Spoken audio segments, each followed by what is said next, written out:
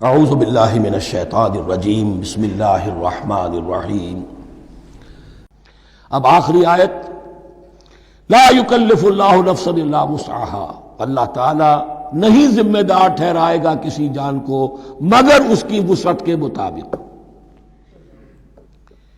یہ بہت بڑے فضل و کرم والی آیت ہے۔ جیسے میں نے کہا تھا میگنا کارٹا جو ہے انسانی حقوق کا، کہ اجیب دعوت الداع اذا دعان، جہاں بھی مجھے کوئی پکارے، جب پکارے میں اس کی پکار سنتا ہوں، قبول کرتا ہوں۔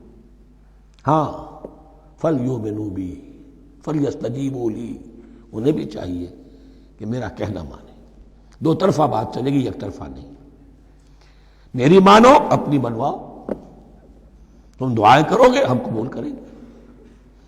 تم ہماری بات نہیں مانتے، پھر تمہاری دعا تمہارے منہ پر دے ماری جائے گی۔ کرتے رہو قنوت نازلہ 40 دن کے 80 دن پڑھتے رہو، ڈھاکہ تو بیٹھ ہی جائے گا، بیٹھ گئے۔ یہودیوں سے شکست تو ہو ہی جائے گی، ہو گئی۔ کرتے رہو، حرمین میں پڑھتے رہو قنوت نازلہ، مکے میں پڑھو، مدینے میں پڑھو، پوری دنیا میں پڑھو۔ اللہ کو پیٹھ دکھائی ہوئی ہے، اس کے دین کو پاؤں تلے روندا ہوا ہے، اللہ کے باغیوں سے دوستی ہے۔ کسی نے قبلہ ماسکو کو بنایا تھا اور کسی نے واشنگٹن کو بنایا تھا، تمہاری دعائیں کیسے قبول ہوں؟ لیکن یہ جو آیت ہے یہ اس اعتبار سے بہت بڑی رحمت کی آیت ہے کہ اللہ تعالیٰ کے ہاں وہ اندھے کی لاٹھی والا معاملہ نہیں ہے کہ تمام انسانوں سے محاسبہ ایک ہی سطح پر ہو۔ اللہ جانتا ہے کس کی کتنی وسعت ہے، اور وسعت کن چیزوں سے بنتی ہے۔ آپ کو کوئی اور جین ملے ہیں، مجھے کوئی اور جین ملے ہیں، انہیں کوئی اور جین ملے ہیں۔ یہ جینز، ان جینز کی اپنی اپنی خصوصیات ہیں، خصائص ہیں، پراپرٹیز ہیں، لیمیٹیشنز ہیں۔ آپ کو کوئی اور ماحول ملا، اسے کوئی اور ماحول ملا، اسے کوئی اور ماحول ملا۔ تو hereditary factors multiplied by environmental factors, ان دونوں سے ایک شخصیت کا ہیولہ بنتا ہے انسان کا، جس کو پیٹرن کہتے ہیں ہمارے مستری لوگ۔ جب لوہے کا کوئی شے جو ہے ڈھالنی ہے تو اس کے لیے پہلے مٹی کا یا لکڑی کا ایک پیٹرن بناتے ہیں، انگریزی میں پیٹرن ہے، وہ پیٹرن کہتے ہیں ہمارے مستری لوگ۔ اب آپ لوہا جو ہے اس کو جب اسے کر لیں گے، مائع بنا لیں گے، گلا لیں گے، پھر اس میں ڈالیں گے، وہی شکل ہو جائے گی۔ یہ شاکلہ ہے ہر انسان کا جو بن جاتا ہے۔ قُلْ كُلٌّ يَعْمَلُ عَلَى شَاكِلَتِهِ فَرَبُّكُمْ أَعْلَمُ بِمَنْ هُوَ أَهْدَىٰ سَبِيلًا۔ اس شاکلہ کے اندر آپ کو محنت کرنی ہے۔ اللہ جانتا ہے کس کا شاکلہ وسیع تھا، کس کا شاکلہ تنگ تھا، کس کے جینز اعلیٰ تھے، کس کے جینز ادنا تھے، کس کے ہاں ذہانت زیادہ تھی، کس کے ہاں جسمانی قوت زیادہ تھی۔ جو بھی کچھ اس نے دیا ہے، جس کو وہاں ہم نے رکھا، اس کو وہاں رکھا، اس نے وہاں تعلیم پائی، اس نے یہاں تعلیم پائی۔ جو بھی انوائرمنٹل فیکٹرز آئے ہیں، جو بھی جینیٹک فیکٹرز آئے ہیں، سب اللہ کے علم میں ہے۔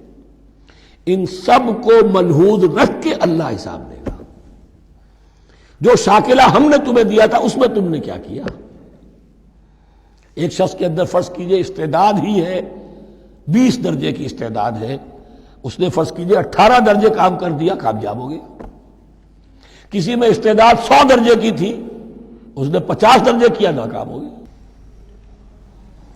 حالانکہ کمیت کے اعتبار سے 50 درجے زیادہ ہے 18 درجے سے، لیکن یہ 18 درجے کا کام وہ کر رہا ہے جس کے اندر استطاعت تھی ہی 20 کی، یا 18 ہی کی تھی، اس نے پوری کر دی۔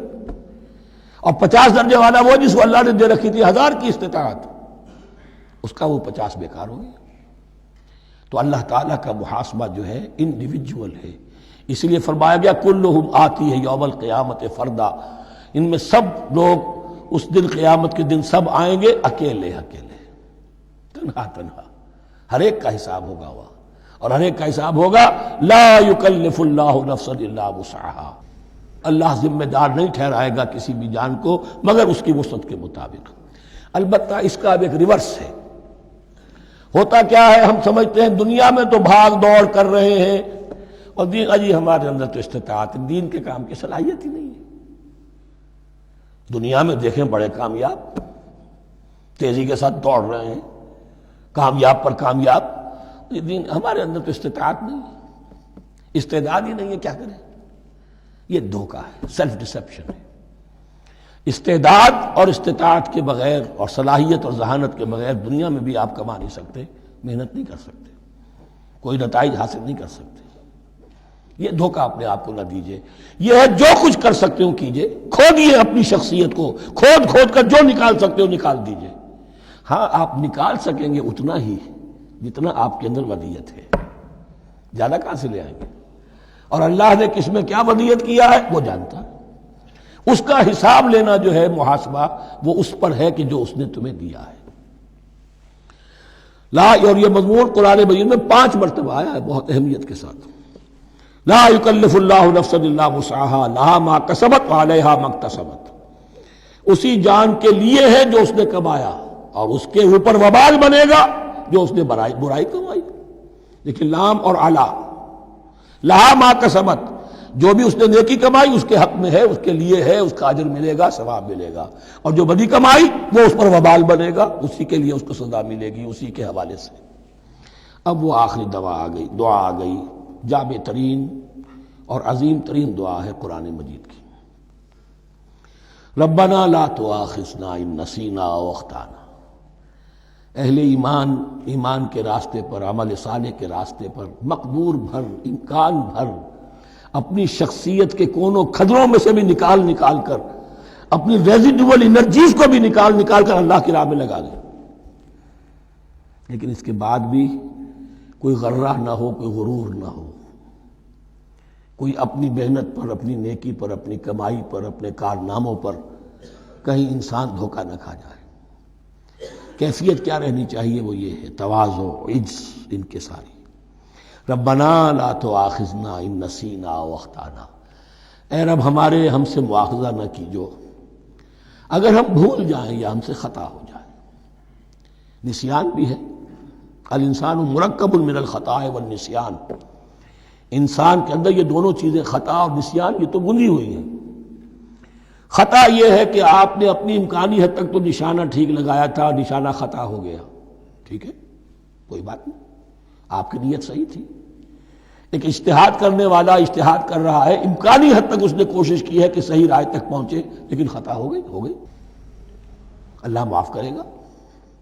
اس نے اپنی امکانی کوشش کی تھی، لہذا اسے ثواب ملے گا۔ مجتہد مخطی بھی ہو تو ثواب ملے گا، مجتہد مصیب ہے، صحیح رائے پر پہنچ گیا ہے تو دوہرا ثواب ملے گا، لیکن مجتہد مخطی ہے تب بھی ثواب ملے گا۔ تو بھول چوک پر، یہ بھول چوک، خطا جو ہے چوک صحیح ہے بالکل لفظ اس کے لیے، چوک جانا، نشانہ چوک گیا۔ تو اے پروردگار، جو بھی ہم سے سرزد ہو جائے، غلطی ہو جائے، بھول کی وجہ سے یا خطا کی وجہ سے، اس پر مواخذہ نہ کیجو۔ ربنا ولا تحمل علینا اصرا کما حملتہ علی الذین من قبلنا۔ اور اے رب ہمارے، ہم پر وہ بوجھ نہ ڈالیو جس سے ہم لے کر چل نہ سکیں۔ دیکھیے ایک حمل ہوتا ہے جس سے حمال کا لفظ بنا ہے، جس کو لے کر انسان چلتا ہے۔ حمال اس بوری کو یا بوجھ کو اٹھا کر چل رہا ہے، جو آپ کی طاقت میں ہے اور جس سے لے کر آپ چل سکیں، وہ ہے حمل۔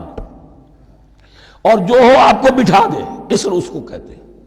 یہ لفظ سورہ اعراف میں پھر آئے گا، یضع عنہم اسرہم والاغلال التی کانت علیہم۔ حضور کی شان یہ بھی تھی کہ انہوں نے لوگوں کے بوجھ جو ان کی طاقت سے بڑھ کر تھے ان کے کندھوں سے اتار دیے۔ ربنا ولا تحمل علینا اصرا کما حملتہ علی الذین من قبلنا۔ اے اللہ، تو نے بڑے بڑے بھاری بوجھ ہم سے پہلے لوگوں پر ڈالے۔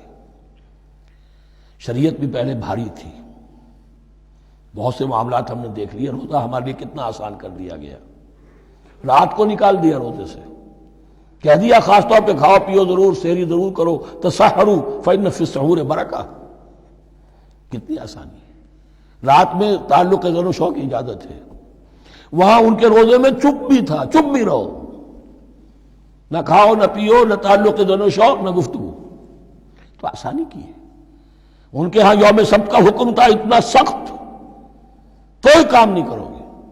ہمارے ہاں وہ تھوڑے سے وقت کے لیے، اذا نودی للصلاة من یوم الجمعۃ فاسعوا الی ذکر اللہ وذروا البیع، اذان سے لے کر اور نماز کے ادا ہو جانے تک ہر کاروبار دنیاوی حرام ہے، لیکن اس سے پہلے اس کے بعد آپ کر سکتے ہیں، تو آسانی ہے۔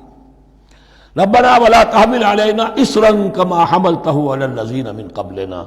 ربنا ولا تحملنا ما لا طاقت لنا به، اور اے رب ہمارے، ہم پر وہ بوجھ نہ ہم پر عائد کیجو، ہم پر ڈالیو جس کی کہ ہمارے اندر طاقت نہ ہو۔ واعف عنا، ہم سے درگزر فرماتا رہے، ہمیں معاف کرتا رہے۔ واغفر لنا، اور ہمیں بخشتا رہے۔ مغفرت کا لفظ جو ہے اس کو سمجھ لیجئے ڈھانپنا۔ مغفر کہتے ہیں خود کو، جو ہیلمٹ پہنا ہوتا ہے تاکہ گولی جو ہے وہ سر پہ لگے تو یہ آپ کو بچا لے۔ مغفر خود پہنتے تھے تلوار کے وار سے سر کو بچانے کے لیے، سر کو ڈھانپا ہوا مغفر سے۔ تو گناہ کو اللہ تعالیٰ اپنی رحمت سے ڈھانپ دے۔ واغفر لنا، ہماری خطاؤں کی پردہ پوشی فرما دے۔ ورحمنا، اور ہم پر رحم فرما۔ انت مولانا، تو ہمارا مولا ہے، والی ہے، ہمارا پشت پناہ ہے، مددگار ہے۔ اللہ ولی الذین آمنوا یخرجہم من الظلمات الی النور فانصرنا علی القوم الکافرین، بس ہماری مدد فرما کافروں کے مقابلے میں۔ انہی الفاظ پر وہ دعا ختم ہوئی تھی جو طالوت کے ساتھیوں نے کی تھی علیہ الصلوۃ والسلام۔ اصل میں یہ دعا اب تلقین کی جا رہی ہے، مرحلہ سخت آ رہا ہے، مرحلہ سخت ہے اور جان عزیز، تاب لاتے ہی بنے گی غالب۔ اب وہ مرحلہ آ رہا ہے، اس کے لیے تیار ہو جاؤ۔ یہ سارا حصہ جو ہے در حقیقت یہ تمہید ہے غزوہ بدر کی۔